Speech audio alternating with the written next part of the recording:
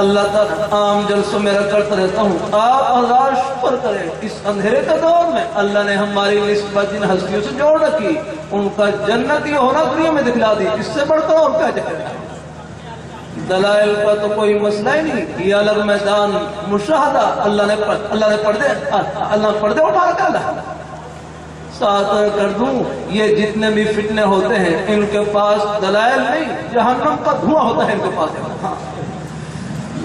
ایک بھائی بڑا اچھا جملہ کہنے لگے کہ دلائل تو دلیل کی جمع ہے، اور میں دلیل عربی کا لفظ ہے، دلالت سے رہنمائی کرنا، اگرچہ یہ لغوی معنی کے لحاظ سے عام کی ہے، خیر اور شر دونوں کو شامل ہے، لیکن وہ اپنے انداز سے معنی بیان کرنے لگے، فرمائے لگے دلیل دلالت سے رہنمائی کرنا۔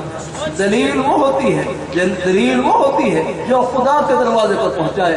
دلیل وہ ہوتی ہے جو گنبد خضرا کے سائے میں پہنچائے، دلیل وہ ہوتی ہے جو صحابہ کرام اہل بیت کی محبت دلوں میں سجائے، اولیاء کرام بزرگان دین کے سائے میں پہنچائے۔